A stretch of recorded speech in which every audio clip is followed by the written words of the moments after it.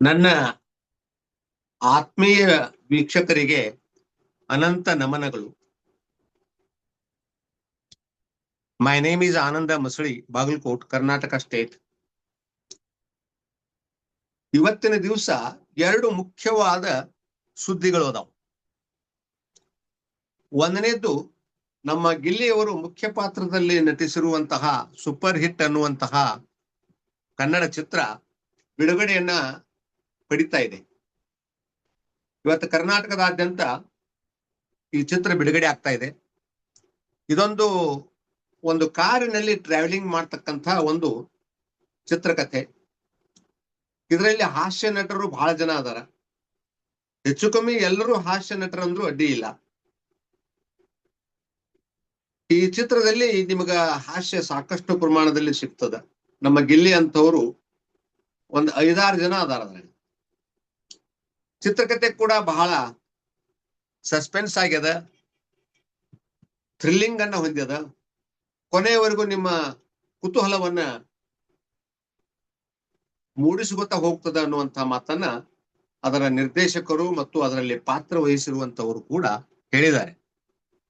ಅದಕ್ಕಾಗಿ ಸಾಧ್ಯ ಆದ್ರೆ ಯಾರ್ಯಾರು ಎಲ್ಲೆಲ್ಲಿ ಇದ್ದೀರಿ ಅಲ್ಲಿ ನಿಮಗೇನಾದ್ರೂ ಚಿತ್ರ ಮಂದಿರಗಳಲ್ಲಿ ಈ ಸೂಪರ್ ಹಿಟ್ ಚಿತ್ರ ನಿಮಗೆ ನೋಡ್ಲಿಕ್ಕೆ ಸಿಕ್ಕರೆ ನೋಡ್ರಿ. ದಯವಿಟ್ಟು ಚಿತ್ರಮಂದಿರಗಳಿಗೆ ಹೋಗಿ ನಾವು ನೋಡೋದ್ರಿಂದ ಅವರಿಗೆ ನಾವು ಪ್ರೋತ್ಸಾಹವನ್ನ ನೀಡಿದಂಗೆ ಆಗ್ತದ. ಅವಾಗ ಅದರ ನಿರ್ದೇಶಕರಾಗ್ಲಿ ಅಥವಾ ನಿರ್ಮಾಪಕರಾಗ್ಲಿ ಇನ್ನೂ ಹೆಚ್ಚು ಕುತೂಹಲದಿಂದ ಹೊಸ ಸಿನಿಮಾಗಳನ್ನ, ಚಿತ್ರಗಳನ್ನ ನಮ್ಮ ಕರ್ನಾಟಕದ ಕನ್ನಡ ಭಾಷೆಗೆ ಕೊಡ್ತಾರ ಅನ್ನುವಂತ ಮಾತನ್ನ ಹೇಳ್ತೀನಿ. ಇಲ್ಲಿಯವರು ಕೂಡ ಇದರಲ್ಲಿ ಬಹಳ ಉತ್ತಮವಾದಂತಹ ಪಾತ್ರವನ್ನ ಮಾಡಿದ್ದಾರೆ. ಎಲ್ಲರೂ ಬೆಂಬಲಿಸ್ರಿ ಅಂತ ನಾನು ಈ ಸಂದರ್ಭದಲ್ಲಿ ರಿಕ್ವೆಸ್ಟ್ ಮಾಡ್ಕೊತೀನಿ. ಇನ್ನೊಂದು ಬಹಳ ಇಂಟ್ರೆಸ್ಟಿಂಗ್ ಸಬ್ಜೆಕ್ಟ್, ಬಹಳ ಮಂದಿಗೆ ಇದರ ಬಗ್ಗೆ ಆಸಕ್ತಿ ಅದ. ಬಹಳ ಜನ ಈಗಾಗಲೇ ಶಿಕಾರಿಪುರಕ್ಕೆ ಹೋಗ್ಲಿಕ್ಕೆ ತಯಾರಾಗಿದ್ದಾರೆ. ಇವತ್ತು ಸಾಯಂಕಾಲ ನಮ್ಮ ಮಾಜಿ ಮುಖ್ಯಮಂತ್ರಿಗಳಾಗಿರ್ತಕ್ಕಂಥ ಶ್ರೀಮಾನ್ ಯಡಿಯೂರಪ್ಪನವರ ಹುಟ್ಟಿದ ದಿನ ಅಂತ ಇವತ್ತು. ಅವರ ಹುಟ್ಟಿದ ಹಬ್ಬಕ್ಕಾಗಿ ಕಾರ್ಯಕ್ರಮವನ್ನ ಏರ್ಪಡಿಸ್ಯಾರ. ಅಲ್ಲಿ ಬಿಗ್ ಬಾಸ್ನ 2 ಸ್ಟಾರ್ಗಳು, ಒಂದು ಗಿಲ್ಲಿ ನಟರಾಜ್, ಎರಡನೇದ್ದು ಕಾವ್ಯ ಶೈವ. ಇವರಿಬ್ರು ಆ ಕಾರ್ಯಕ್ರಮಕ್ಕ ಶಿಕಾರಿಪುರಕ್ಕೆ ಹೋಗ್ತಾ ಇದ್ದಾರೆ ಅನ್ನುವಂತಹ ಮಾತನ್ನ ಕೇಳಿದ್ದೀನಿ.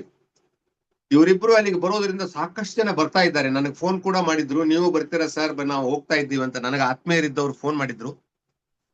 ಇಲ್ರಪ್ಪ, ಈ ಸಾರಿ ನೀವು ಹೋಗಿ ಬರ್ರಿ, ಮುಂದೆ ನಾನು ಅವ್ರ ಮನೆಯೊಳಗ ಅವ್ರನ್ನ ಸಾಧ್ಯ ಆದ್ರೆ ಭೇಟಿ ಆಗ್ತೀನಿ, ಒಂದಷ್ಟು ಸಂದರ್ಶನ ಕೂಡ ಮಾಡ್ಲಿಕ್ಕೆ ಸಾಧ್ಯ ಆದ್ರೆ ಮಾಡ್ತೀನಿ. ಈಗಲೇ ಅವ್ರು ನಮಗೆ ಸುಲಭವಾಗಿ ಸಿಗ್ತಾ ಇಲ್ಲ ಅನ್ನುವಂತ ಮಾತನ್ನ ಹೇಳಿದ್ದೆ. ಇವು 2 ಇವತ್ತಿನ ದಿವಸ ಮುಖ್ಯವಾದ ಸುದ್ದಿಗಳು. ಮೊನ್ನೆ ನಾನೊಂದು ವಿಡಿಯೋ ಮಾಡಿ ಹಾಕಿದ್ದೆ. ಅದು ಏನಪ್ಪಾ ಅಂದ್ರೆ, ಮ್ಯೂಟೆಂಟ್ ರಘು ಅವರು ನಮ್ಮ ಗಿಲ್ಲಿ